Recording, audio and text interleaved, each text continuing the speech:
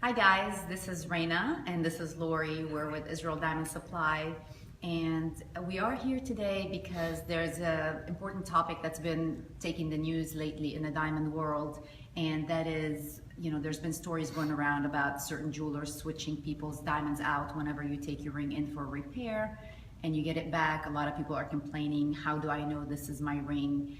And we know this has been a concern for a long time with a lot of our consumers. How can I tell when I've gone into a jewelry store and left my ring for repair that I did receive my same diamond back?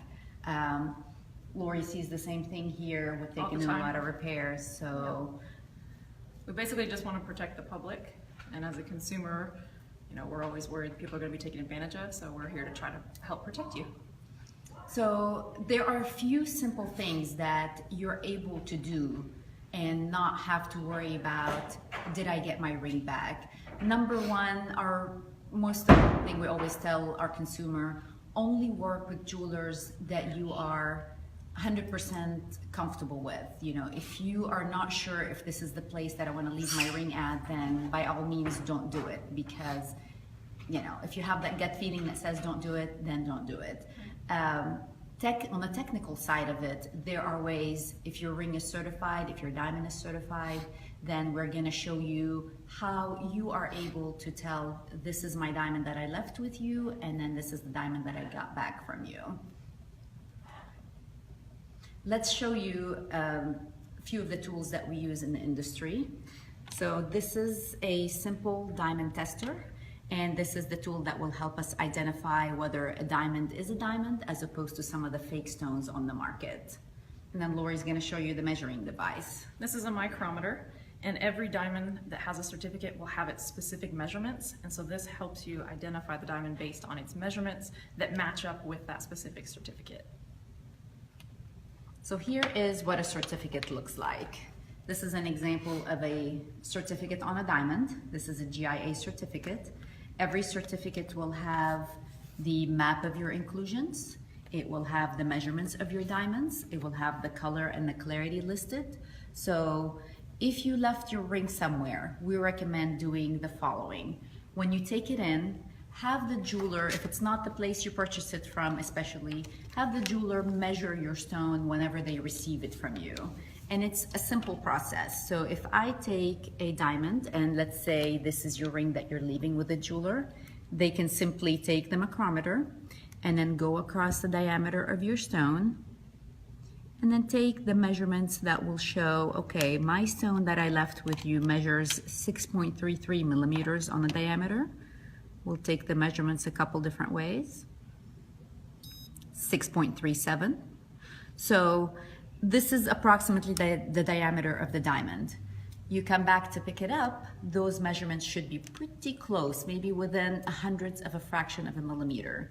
If you get the measurements on that stone and it says 6.55 millimeter, well, wait a second, that's completely different than a 634 to 637 measurements. So that's the first flag, this is not your stone that you left.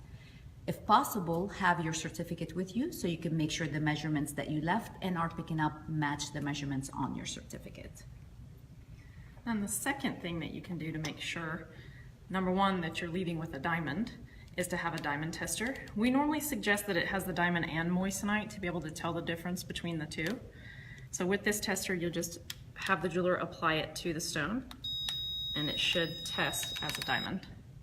If it's a CZ, it won't react at all and won't test. If it's a moissanite, it will actually turn red right here at the very end and test as moissanite. And then one more way to kind of identify your stone, if there are any small inclusions that are present in your diamond whenever you bought it, or if there are no inclusions that are present in your diamond when you bought it, you can always take the stone and then look at it under magnification. So loop it, look for your inclusions, and then if you see the same inclusions are in there, those are like birthmarks. Those are identifying birthmarks that don't grow, don't shrink, they are what they are.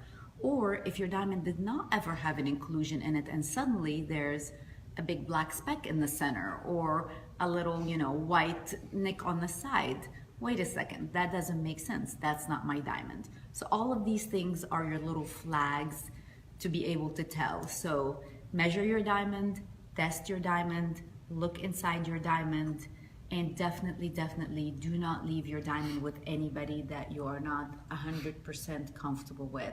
Here at Israel Diamond Supply, we always show our clients how to identify their diamonds once they buy it, once they pick it up from us. So this way they have that power should they ever move out of state, or if a client, you know, is in a different area and they have to have something done on the spot. Each one of our clients is able to tell, that's my diamond that I purchased, this is how I know this is my stone.